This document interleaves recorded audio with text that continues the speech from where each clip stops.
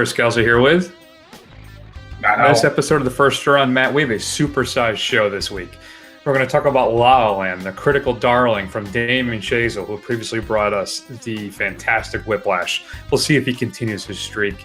After that, we're going to downshift drastically into the serious melodrama. Is it melodrama? Is it safe to call it that? Maybe not. Manchester by the Sea, starring Casey Affleck in a much-lauded performance. And then our horror marathon continues with The Eyes of My Mother. That is interesting to say the least.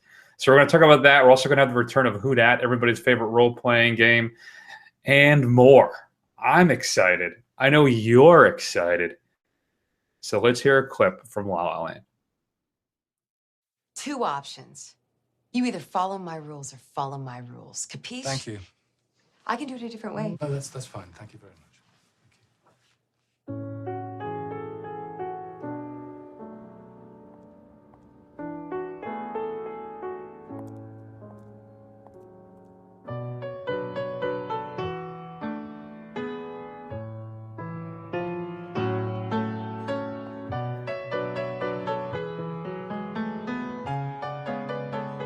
You're fired. It's Christmas. Yeah, I see the decorations. Good luck in the new year.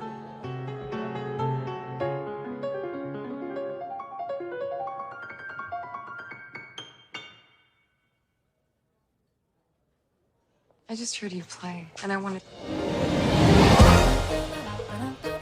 It's pretty strange that we keep running into each other. Maybe it means something. I doubt it. Yeah, I don't think so. You could just write your own rules, write something that's as interesting as you are. What are you gonna do? I have my own club. Is that gonna happen every time? I think so. All right, Matt, we've seen this story 1,000 times, right? It's up to the white guy to save jazz. So, no, basically we have Ryan Gosling and Emma Stone star in this modern musical drama comedy about two people desperately trying to make it. Emma Stone is the struggling actress. Ryan Gosling is the jazz musician who's desperate to open his own club. Both of them cross paths in L.A. and a few times and start to wonder, is there something going on between the two of us? Probably not. But they then, of course, fall in love, and then as Hollywood always does, things start to happen. Will they be together? Won't they? It's like moonlighting all over again, but with more musical numbers. Matt, this film is heralded as one of the better films of the year, currently at 93% on Rotten Tomatoes. It's won a few awards as well, most recently at the Golden Globes, if I recall correctly.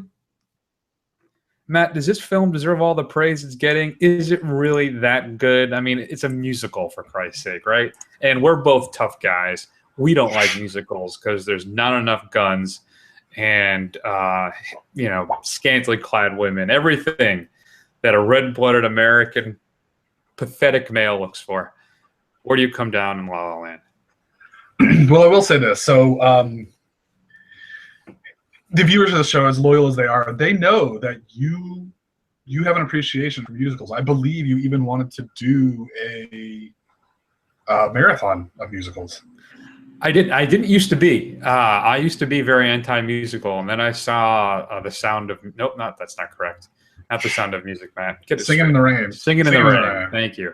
And that thing blew my doors off. I adore that film and totally changed me to musicals. So I was coming in, yes, with a little high expectations and looking forward to it. You, on the other hand, are not a fan of musicals, shooting down my musical marathon idea. That is 100% correct. I do not like musicals at all. I don't like the impromptu song numbers to bring the story along. But I will say this, Chris. Yes. This film deserves all the praise it's getting. I freaking loved this film. And I will say this, while there are musical numbers in it, they're not intrusive. There's not a whole lot of them. It's not like every other one, like your kind of classic Hollywood musical. And the way they put it all together, it just worked for me. It was a fantastic, fantastic film. Matt, for me, this was an instant classic. This is, when I walked out of this film, not even walked out, during, this is the reason why I love film. This film is a shining example of why I love movies. This thing has such life to it. The film is alive. I mean, it radiates on the screen, not just the color and the music numbers, but the shots that Chazelle gives us. I mean, it's beautifully done, really taking advantage of the magic hour as well, quite often. But the color and the life of this film, for me too, was an emotional release. I didn't realize really how angry I've been the last few weeks, if not a month or two, about certain things happening in our political landscape. And it was a release valve for me, Matt. I was almost at tears probably 5 or 6 times watching this thing just because of the sheer joy that's portrayed on screen. It was just utterly fantastic. And I don't know. I just loved every single minute of it. I have to see it again. The music is fantastic, and I think they do a great job with the central theme and giving us all the different variations of it throughout the film. Gosling singing, maybe not top notch, right? I mean, I don't know how strong his vocals really are, but he's exceptionally, at a bare minimum, adequate, if not good. Emma Stone is great. And I think the two of them together are absolutely electric. I know it's a cliche, but unlike the lack of chemistry between J-Law and C. Pratt last week, this one I think really felt real and authentic to me. It is absolutely, it's bittersweet and heartbreaking. And I think I'm talking more about how I think is the proper ending for this film. I think I went back and forth on that, on how the film ended. Should it have been this way, the traditional way, or should it have been the way it was? And I think Chazelle makes the right decision, but I think deep in my heart, I would rather have gone the other way. I think I would rather have done and have the joy that I was experiencing throughout the entire film go from start to finish. Even then, as I said, it's still bittersweet and it's still beautiful, absolutely beautiful from start. And then the film itself is that way.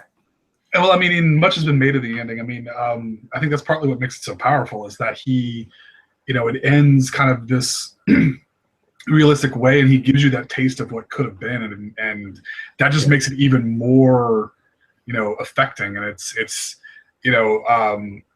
I just love that choice because you can see, okay, you can kind of see how both they go, and then it becomes that kind of, bittersweet thing like that of, they went to pursue their dreams and they kind of lost each other in the process. So, I mean, it was such a good movie. So good. I love the music in it.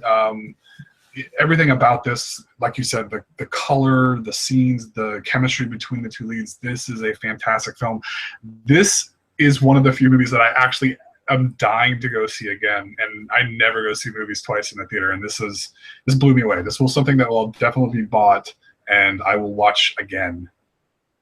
Yeah, I can't agree enough. How do you feel though about, if I had one criticism, it's the white guy coming in to save Jazz thing.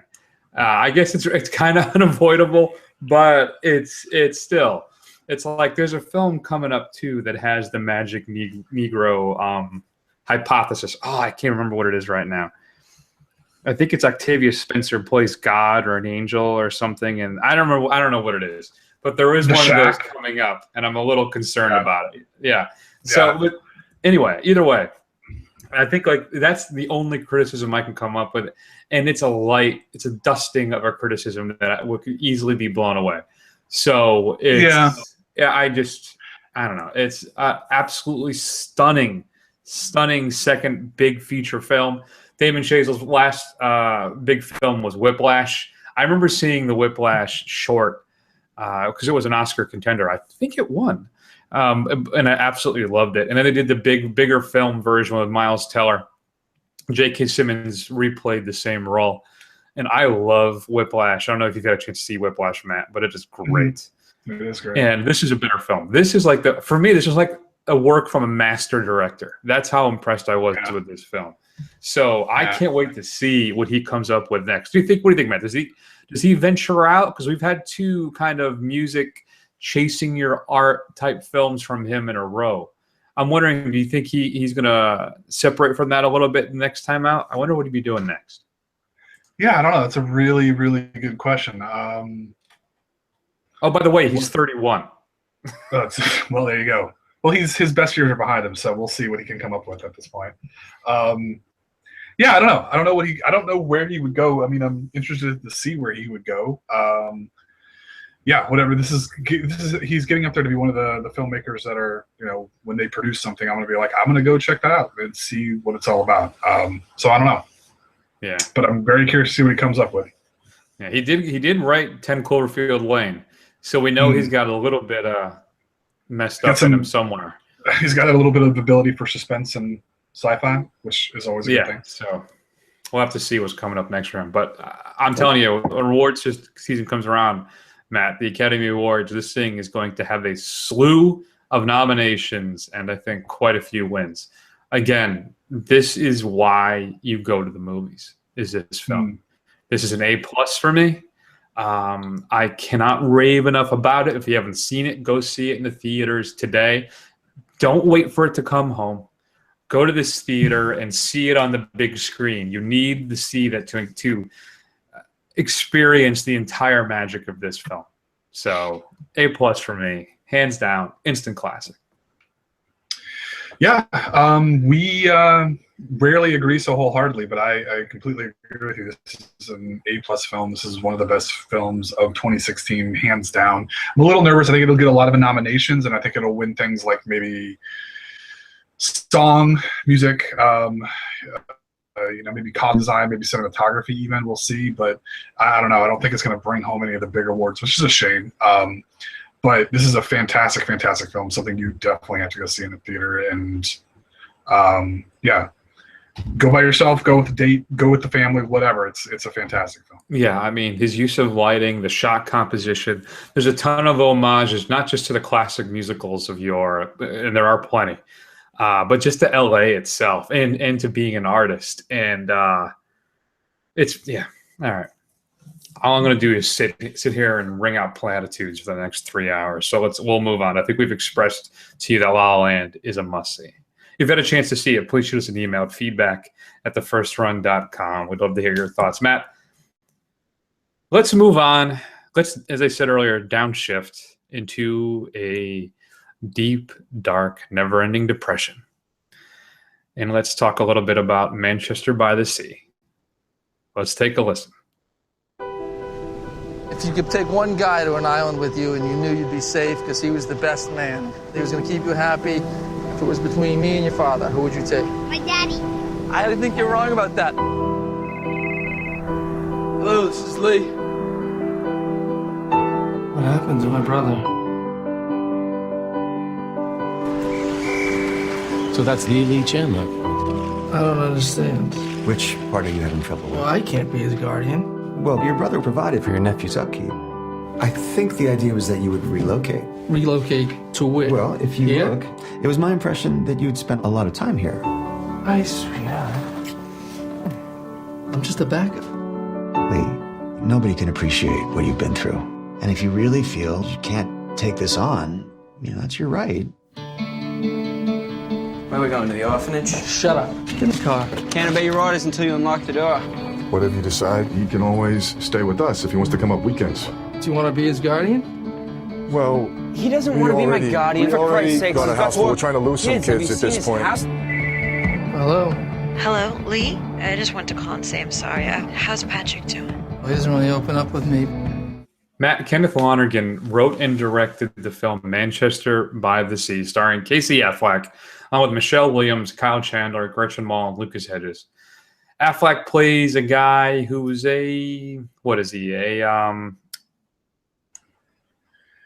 what's the proper term? Because I know janitor is out of style. He's not just a janitor. He's a handyman. He's a superintendent. Yeah. Superintendent of 4 apartment buildings in Boston.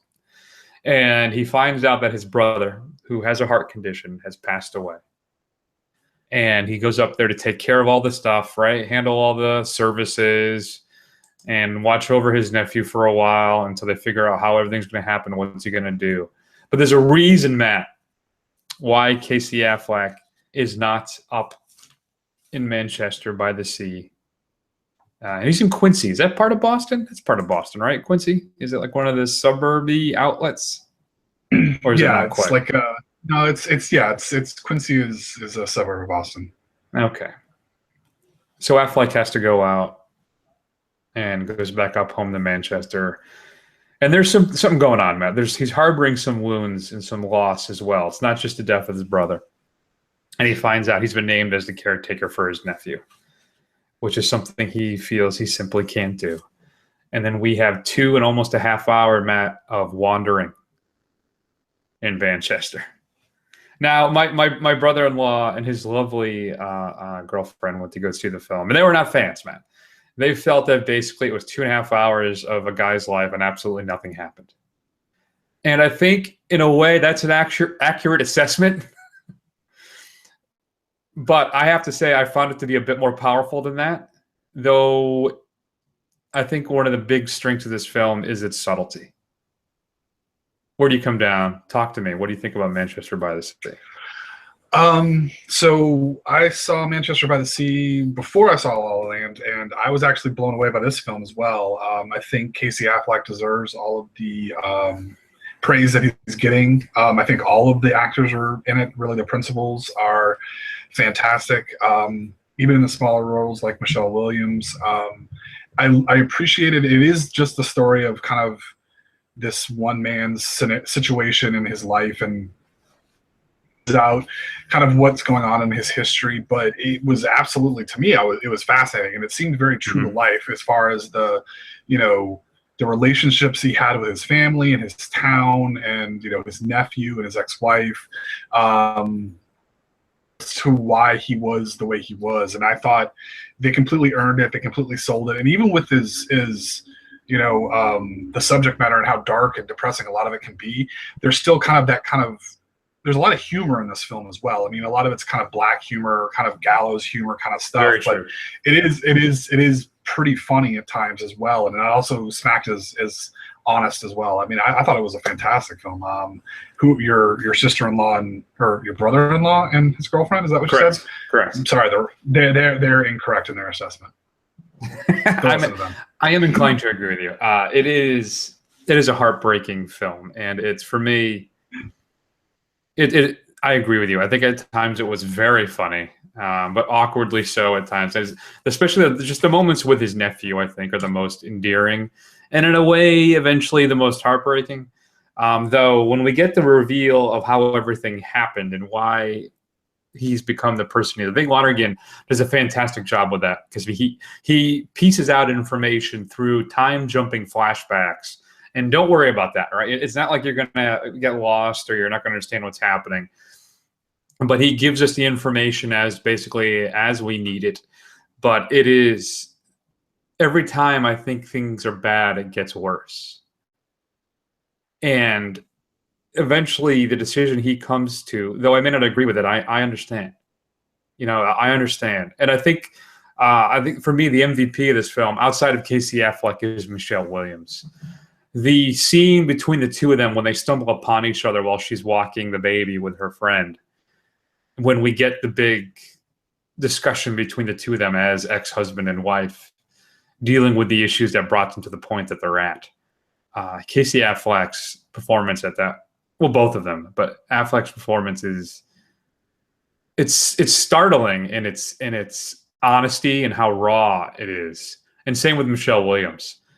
I feel she should be nominated for an Academy Award almost just for that scene. She is so fantastic in it. And I think Casey Affleck should receive a nomination as well for this film. It is just a stunning film, but it's just, and my note was here, right, Matt, I wrote, their quiet but devastating scene is still with me. And it is. It haunted me afterwards, just seeing the two of them together again when we finally filled into everything that happened. I don't know. It's just kind of a very straightforward story, but there's so much depth and detail in every single moment and every scene that it just emotionally, it's just a punch every time for me. Unfortunately, I saw this after La La Land, so I didn't get that additional release. But still, it's magnificent. It's really a fantastic film. I don't know if I'm ever going to want to watch it again. I don't, I just don't know if that's there for me, because it is such a tough film. But it's it should be seen, and I think it justifies its runtime because you really get to live in this life with them and get to know these people, these characters as people, and which further just helps cement the emotional impact of everything that's happening around them. Yeah, I mean, I've mentioned before that there's films that are tough to watch that I appreciate as films that are not ones I would watch again. We talked about Moonlight or Blue Valentine, another film that stars, Ryan Gosling and Michelle Williams, who we've just been talking about this whole show. But this film, I don't know, there's something about it where this would be on my shelf. I mean, there are tough films that we have that we watch, but I would go back and actually watch this again because, I mean, even though it is depressing, and there are tough moments in this, it's got a levity and it's got an honesty to it that I think, while there are tough scenes in it, it just seems real. So it's something I would definitely revisit when this does come back out. I think that's an exceptional point. You're right. The film does feel real. It feels authentic, which is its strength. And I think you're right. I think Lonergan does a great job of, just like La La Land was my personal release valve. I think the humor in this does the same thing. It gives you an out, if only for a moment or two, though. Which makes, because if not, the film I think would have been almost a terrible slog and almost too much to get through. So I think that's a great point, Matt. That's true. Yeah, you know what? I think you've convinced me on that. Yeah. Okay. Nice job on you. Good job. Thanks. It happens once a year, folks. So this is it right here. It's January, so we got a long way to go. I would probably give this one, and I think I'm leaning towards A as well. Not an A+ like La La Land, but I'm going strong A. Yeah, I'm definitely going strong A as well. I don't think I'm not as in love with this film as I was blown away with La La Land, but this is definitely a solid A. And it's going to be up there for my films for the year, for sure. Good. I'm glad to hear that. So if you had a chance to see Manchester by the Sea, of course, shoot us an email at feedback@thefirstrun.com. Matt, coming up on Blu-ray and DVD this upcoming Tuesday, January 17th, we have The Girl on the Train, the big screen adaptation of the film, which stars Emily Blunt along with Rebecca Ferguson, Haley Bennett, Lisa Kudrow, and some others. Includes a feature commentary by the director and some deleted and extended scenes as well. A horror film, Matt, that you and I were both impressed by, Ouija Origin of Evil, gets its release. You can check that out with a couple behind-the-scenes featurettes, including a feature commentary by the director. Keeping Up with the Joneses, the latest Zach Galifianakis uproarious comedy, which unfortunately tanked at the box office. Seems like a fun idea, but I don't know. It looked like just one of those things that they didn't really quite work out the beats. Isla Fisher, as well as John Hamm and Wonder Woman, where John Hamm and Wonder Woman play spies, and Galifianakis and Fisher are the couple that are, the suburban couple that kind of just gets sucked into all this stuff. And then, Matt, the Blu-ray release of Train to Busan, the zombie film we talked about just the other week. South Korea, bullet train, zombies, and an absentee father, all wrapped up into one. Check it out. New to Blu-ray, Criterion's Fox and Friends is being released with a new 4K digital restoration undertaken by Rainer Werner Fassbender Foundation, supervised by the cinematographer of the film, Michael Balhas. Includes some new interviews as well. You can check that out. And Takashi Miike's Black Society trilogy, the films that kind of blew up Miike in the Japanese cinematic world, are being released as well from Arrow. Includes high-definition transfers of all three films, all new uncompressed stereo audio, optional English subtitles, thankfully, a new interview with Takashi Miike as well, and a whole bunch of other stuff, including some commentaries. And then, Matt, your straight-to-DVD pick of the week is Laundryman. Laundryman is a story about a rather clumsy serial killer. It is partly based on the crimes committed by American serial killer Jeffrey Dahmer and those committed by the Belgian-Hungarian pastor Andres Pandy, in combination with the dangers that occur on different chat sites on the internet. I just want to be in the room when the guy who came up with this film pieced this together. I don't know if he was in the middle of doing his laundry with a horror film playing in the background. I don't know what it was, but the mere fact for your inspiration for was Jeffrey Dahmer a laundry attendant? I don't think that was. I don't know. I just want to know what the pieces were in this guy's brain that brought this all together. Laundryman. Nothing more terrifying than the laundryman. Should we be streaming anything, Matt, this week? I saw something big hit Netflix. I don't know if you're going to mention it. I'm probably not. So we've talked about a filmmaker that we are very excited to see. We've been impressed with the second film, Arrival. This is Denis Villeneuve. Since he's French, that's probably very nice. He is his first film was available on Amazon Prime, which is Sicario. If you haven't seen it, it basically stars Emily Blunt as an FBI agent who gets pulled into going after a Mexican drug cartel. Also stars Benicio del Toro and Josh Brolin. It's a fantastic, fantastic film. It is ugly in the best way. And what I do love about this film is that it kind of subverts your expectations, whereas Emily Blunt plays this character who's very capable, who's very intelligent, and it all points out that, you know what, at the end, maybe that doesn't really matter and she can't really make a difference. And I think that is a fantastic, or at least an unusual message to have in a Hollywood film, but it is well acted and it's an excellent, excellent movie. You should check it out if you haven't seen it. Yeah, I bought this one. Absolutely loved it. And it was on iTunes for like $5 for a while. So yeah, Sicario is fantastic. I know that I first saw him with Prisoners, which is the Jake Gyllenhaal, Hugh Jackman film where Jackman's kid gets captured or kidnapped and Gyllenhaal is the cop trying to track him down. That's a dark film as well. So, well, I don't know. We'll have to see. And Villeneuve, of course, if you're not aware, I think we talked about it the other week, is helming Blade Runner, the 2048 sequel to the Blade Runner franchise, Blade Runner 2049. So, you know, one of these days we're going to really have to catch up with those other 2048 sequels of Blade Runner. For sure. All right. So, Matt, no, the big film, I'm surprised. It Follows. Hit Netflix. I didn't even see that. That's just glazed over my brain when I was flipping through Netflix the other day. Yeah, Matt and I are huge fans of It Follows. So if you haven't seen it, be prepared to be freaked out. And it's only kind of the goriest parts of the film are probably the first 5 minutes. Yeah. And it's not really gory for the rest of it, but it is terrifying. Creepy, suspenseful film, that's for sure. With a fantastic score. 80s synth goodness. If you're a man of a certain age, like me and Chris are, it's gonna hit that pleasure center in your brain. Yeah, it's like when you scratch the dog and the dog's leg just starts twerking. That's exactly what it's like here in that score. It's us, 80 score. That's right. All right, Matt. So let's move on then. Let's talk about the last film we're going to talk about this week. Let's hear a clip from The Eyes of My Mother. I don't do this very often. Do what? Go home with people? Neither do I. Your house is so neat. Thank you. Is this your mother? Yes. What did she do?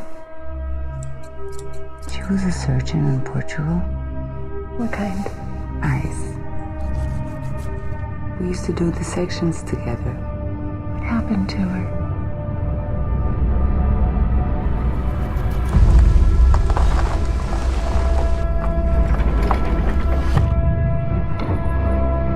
I remember I was fascinated by how the inside of the body looked.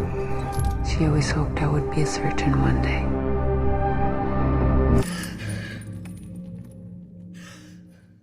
Matt, as usual, I talk entirely too much. Why don't you take the reins and tell everybody what the story is? What's going on in the sweetly short, I didn't even realize it, Eyes of My Mother. It's crazy short. So before I get into this, all my complaining about the wailing and how long it was, this one doesn't even crack an hour and a half. It's 76 minutes of runtime. But yeah, Chris, I do realize you talk too much on the show, but you're an SOB because I don't know if I can summarize what the hell is going on in this movie. Well, I'll set you up, I guess. We'll do it that way. So we have this the film opens, right, with a young child and her mom, and her mom was an eye doctor in Portugal. It's Portugal, as we like to say. And it starts off with this young girl, and then her mom, and her mom suffers a terrible fate, and then she lives with her dad, and I'm not quite sure where to go with that. And then finally, you have the young girl as an adult, and she will end up following her mom's footsteps and be a surgeon. As she says in the film, she's fascinated with what people look like on the inside. Yeah, okay, so here's the thing. I don't know how much we want to talk about, how much we're going to ruin the film, but we will say this. So it opens up, they're obviously together, loving family, if maybe a little odd, and we'll say a stranger calls and bad things happen. The father comes home. He takes care of it in a way that I wouldn't have really pegged him to do. No, yeah. And it goes from there, where she kind of just continues this cycle, and it flashes forward. When her father dies, kind of the weird relationship, which has a whole lot of interpretation of what's going on, and how she tries and replaces him. And then, the person that she replaced him with, he becomes unavailable, so she replaces that with something else. It's a very odd movie. Now, there's not a whole lot of plot to this movie. You just kind of expected to go with it. It's more of a, how do I want to put this? It's almost like an impressionist kind of thing. It's like, it's kind of got this mood. It sets these kind of separated vignettes that just kind of go along with no real plot or story. It's just like, okay, this is then, this is now, and this is the future kind of thing. And it works on that kind of a level, although it makes it extremely hard to summarize it for you without spoiling this film. But it definitely has a mood that is very odd and unsettling, which is effective for a horror movie. Oh yeah, it's exceptionally dark and unsettling. I think the key and the success of the film is because it was Nicholas Pesh, the writer director. He shot it in black and white, and the way he composes each shot, I swear, some of them look like just pictures, like art. They're stunning images, but horrifying at the same time. It's like if Francis Bacon, directed a film. I think the core message of this film, though, if we boil it down, Matt, is stranger danger. I can't think of a better way than to say this is Stranger Danger, the movie. It starts with stranger, and then when Francisca, our star, runs into other people later on, things don't work out so good for them. So it's disturbing, picturesque art horror film. It kind of, I guess, is how I would describe it. But it's not just terrifying in a way, and I don't know if terrifying is the right word. It is deeply unsettling. But it also, in some ways, is endlessly sad. It's I don't know if what Francisca's whatever motivation is through all this, except just this dead-eyed curiosity and entire lack of empathy, except for meeting kind of her own, and I don't want to say her own desires, but she's almost, I don't want to say childlike, but there's an innocence with a lack of understanding, and I guess in everything she does. But no, it's a really weird, beautiful, at times disgusting, horrifying film. Yeah, really how to describe it. Yeah, I mean, it is interesting. Very interesting. Mm-hmm. It is very. Yeah, I agree with you wholeheartedly as far as the kind of art shots of this. This is definitely an art film. I would not classify this as scary in any way, shape, or form, but again, I said it before, it's extremely unsettling, and the images that they give you, while they may be beautiful, they're like, man, that is some messed up stuff right there. And and Francisca, who I don't know the actress name who plays her, she does that kind of, she does this thing where it's like she goes from this like dead-eyed sociopath kind of killer thing to this broken woman who's just extremely lonely and looking for connection, and she kind of flips between the two, and she sells it every single time. You know, I would definitely recommend checking it out if you have that kind of bent, but I wouldn't go into it saying to be on the edge of your seat or be scared necessarily, more just as like, what in the hell am I watching? This is kind of weird. Yeah. In a good way. Yeah, the woman's name is Kika Magalias. I'm butchering that, I'm sure. She plays Francisca. But yeah, I think that's an apt description. It's a particular taste. And I don't know, like, if you're a horror fan, I'm not sure this is going to be your bag, baby. But I think it's still, if you like a little German expressionism in your horror, I think this is the way to go. So I really enjoyed it. I don't know if I've been clear about that. I really enjoyed it because I kind of like this stuff. I've noticed as I've gotten older, Matt, is the gore from like the old Italian and Spanish films that I used to like so much. I don't really have an affinity for anymore. This is the kind of stuff that I like. I seem to get into more is more the mood, right, and just the unsettling foreboding, or the just like the It Follows, right, or the Witch. Yeah, there you go, exactly. It's all about mood. So interesting. We're just getting old, Chris. We're just getting old and uninteresting. We're not the splatter punks we used to be. Yeah, I know. And that's okay. That's all right. I'm cool with it. That's fine. Yeah. But yeah, if I was grading this, I would give it a solid B+. I think it's a pretty good little short, lean little film. If you're of a certain bent, you should go check this out. Yeah, I agree entirely. Especially 77 minutes. Ooh, brisk, but very brisk. Really good. And I agree with your B+ assessment. If you had a chance to see The Eyes of My Mother, shoot us an email, feedback@thefirstrun.com. It is available right now on demand from almost, I think, all of your streaming services and cable. So check it out. It's interesting. Matt, let's take one more break, then come back and wrap things up with our favorite role-playing game, Who Dat? And I want to tell you, too, I appreciate that you're dressed up this week. I can't wait to see who you're supposed to be, because I don't know. I feel like you're dressed like a Roman centurion, because you have the weird drapery stuff and then the laurel crown thing. I don't know. I don't think I tell people this. I'm going to have to start telling everybody every week. Matt dresses differently like every week, and it's up to me to figure out what it is. We talk about it off the show. But I think every week I'll describe to you what he's wearing. And this week it's like a Roman emperor Senate member thing. It's weird. I don't know. Yeah, so I just watched Hail Caesar again, so I was feeling inspired by my boy George. I wanted to yeah, there you go. All right. Well, let's play a clip from something involving one of the upcoming role plays. Take a listen. Won't you? How's the shoot? Jesse was there. Who?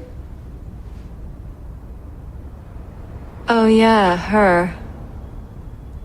Why? Jack was shooting her. What? She's been in town for like a minute. He brought her in for a test. Jack doesn't test new models. Well, he does now. Apparently, he thinks she's gonna be this giant star. Jack shoots me all the time. That's not gonna last. What's that supposed to mean? It means your expiration date's almost due. Who wants sour milk when you can get fresh meat? Right. Sarah, these girls come and go all the time. She's not special yet. You have to admit there is something about her. Like what? She's young and she's thin. No, it's more than that. She has that thing. All right, Matt. So this is where we get to play our little role-playing game, where we will ask each other questions and we have to answer as the person. All right. All right. So, why don't you go first? What you got for me? All right. You killed off Han Solo. You got your wish. I'm pretty sure Deckard's going to be killed in Blade Runner 2049. I have no basis for that, but I'm just guessing. So, Harrison, do you just want them to kill off all of your iconic characters? Is Indiana Jones next? Okay, so you're Harrison Ford. All right.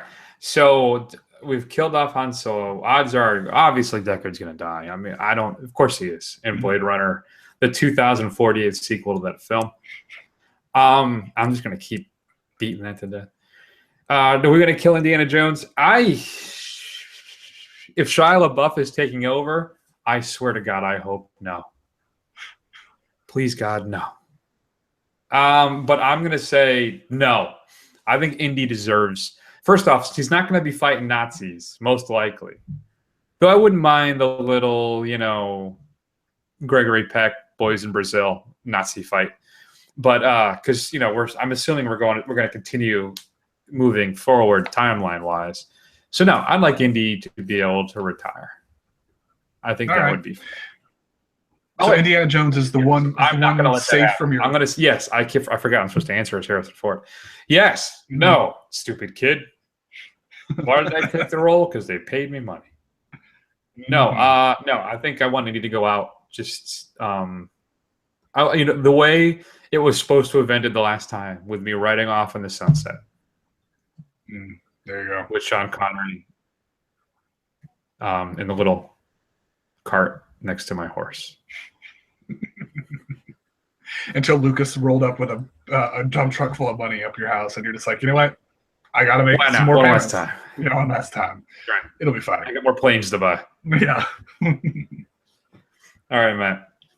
You're Peter Dinklage. All right.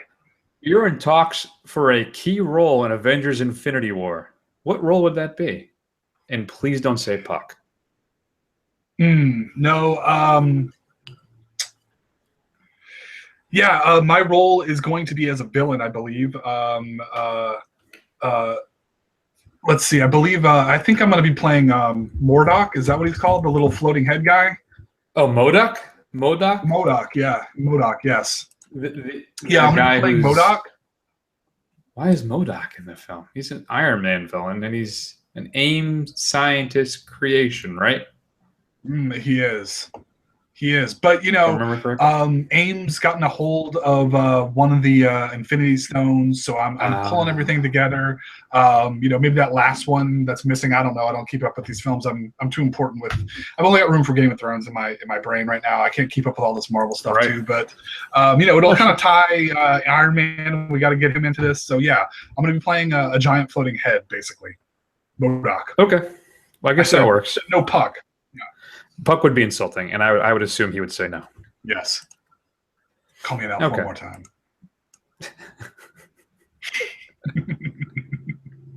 All right, go ahead. What do you got? All right, so... that was more just informational and not really entertaining, but it's fine. Go ahead, continue. Yeah, I'm sorry. Well, they can't all be winners, folks. You're Ben Affleck. Of course I am.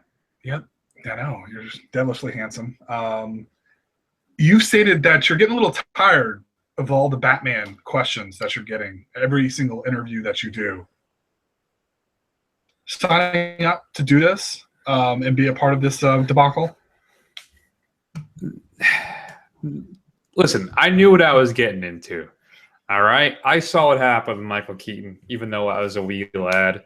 I remember all the uproar over Daniel Craig as James Bond. And you know what? I ain't complaining every time I go cash one of those checks. All right. People were bashing me, Batfleck this, Batfleck that. It's going to suck. And guess what? That was the best thing about that damn film. All right. So, no, I think it's fine. You know what it is? I want people to pump the brakes a little bit. The film's going to be fine. You're going to love it. I'm going to be a kick-ass Batman. It's going to be cool. Just everybody just take it easy. That's all I'm asking you. Do I look a little bit like the owl and Watchmen in the new film? Sure, maybe a little bit, but it doesn't matter.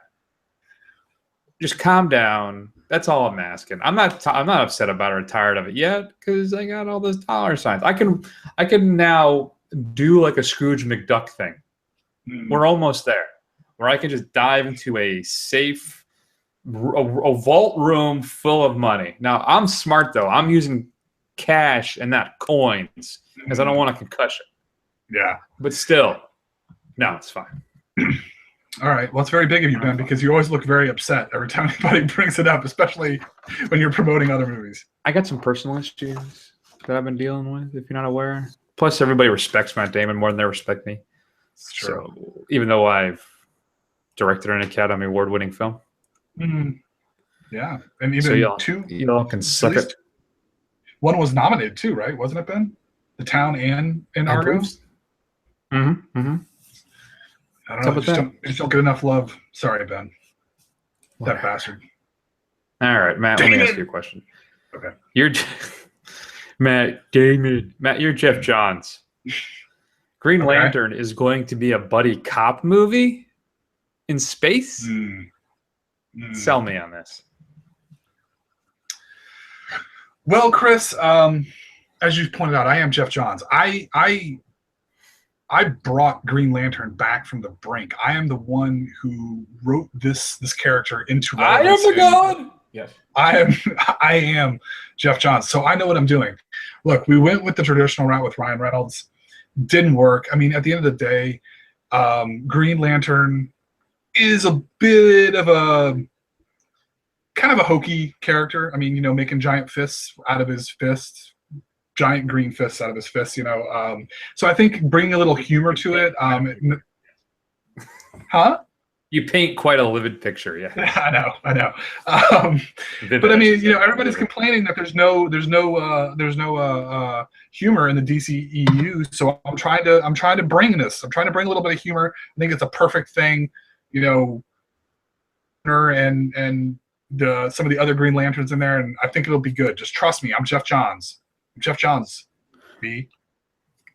All right. You know what? You mentioned Guy Gardner. I was going to say, if you want to do that, I think Gardner has to be in the film. So, all right. I'm sold. We'll see how it goes. Who's going to be Green Lantern? Are you going to go Hal Jordan or Jon Stewart? If I go buddy cop film with Guy Gardner, I think you got to go with Jon Stewart because I think that could be fun. Because Hal Jordan's too much of a stick in the mud. True. He's not as fun as Jon Stewart and Guy Gardner would be. Okay, I'll accept. Because I'm Jeff Johns. I know Green Lantern. I know my Green Lanterns. All right, don't question me again. I'll accept that answer, even though for me, you will always be the Flash writer, but that's fine. There you go. All right, what do you got? All right, it's my last one here, Chris. Your name is you are Christopher Nolan. Yes, all right. I am. Tom Hardy has said, you know what? He's hinted that he's been rumored to be in the running for the next James Bond, and he's saying, I really want Christopher Nolan to join the franchise and direct a James Bond film. So with your experience on the Batman films, is this something you would even consider? Is this something, getting back into another weighty, heavy series, is that something you would even consider doing? Sure. Yeah, why not? I can just do one if I want. Christopher goddamn Nolan, which actually I had to change to legally. So yes, I can do that. I would love to do that. Listen, I know there's a small little podcast called The First Run that's been pushing for Tom Hardy to be James Bond for a while. So I know he's a big supporter of that. So if that were to happen, I think Hardy could get me on board. Because what am I doing now? I've done Dunkirk. I did my space movie. I've done my superhero movie. What am I going to do? A period drama? Am I going to do some Jane Eyre crap? No. You want my skills in a Bond film. What I want to do, though, is I'd like to set it in the 50s, maybe early 60s. I think that would be fantastic. You do Tom Hardy. Do we do a one-off? Maybe we do a one-off. Maybe we do a trilogy. It's set in that time period. I don't know.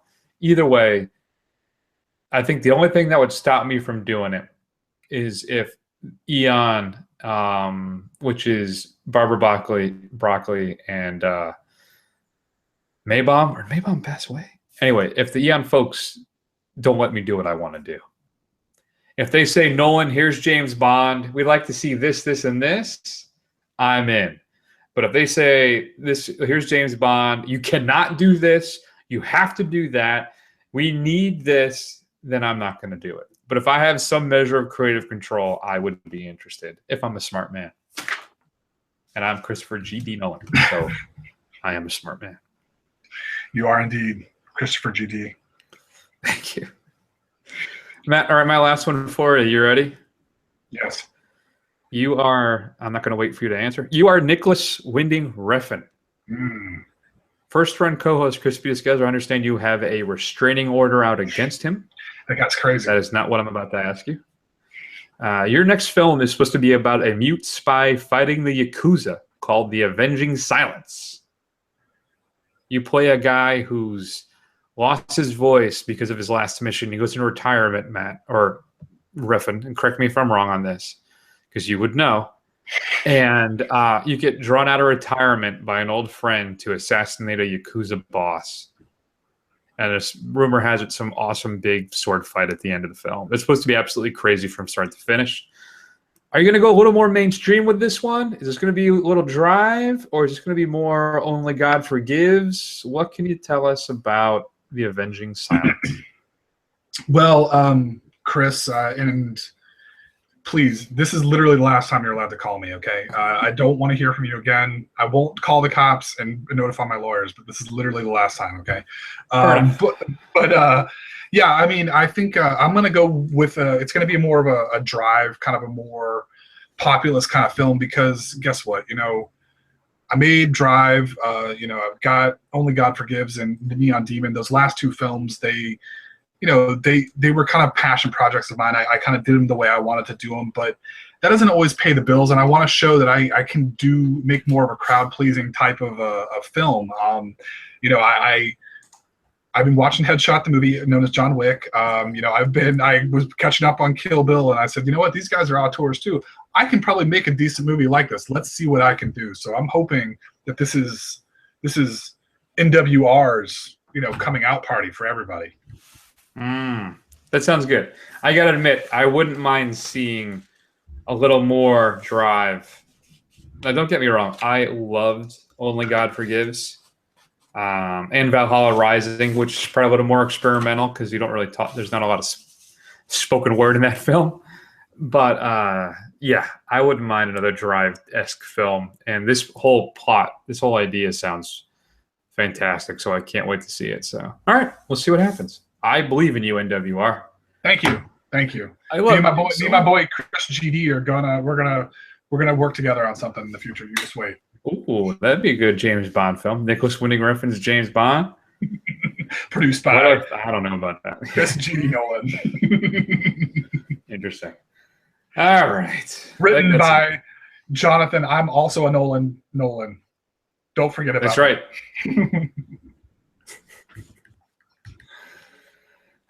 Shoot us an email, feedback@thefirstrun.com. Do you have better answers for our guest stars? Let us know. Matt, next week, we're going to do Scorsese's Silence.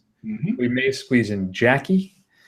And I don't know what the next film is in the horror marathon. We've been kind of flying by the seat of our pants on this one. So is it Southbound? I don't. Sure. The only one I can remember is we talked about watching Hush too, which I know is on Netflix, which is supposed to be very good. Yeah. All right, we'll figure that out. It'll be a surprise for you, me, and Dupree. Shoot us an email at feedback@thefirstrun.com. Check us out on YouTube, Facebook, Twitter, Instagram. We are everywhere.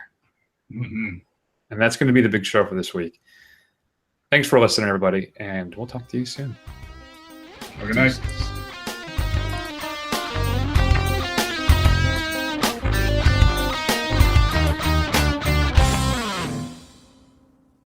It's a lot like you remember it, except for instead of sitting around a table, we do it for real. Fake real, dude. Don't with me.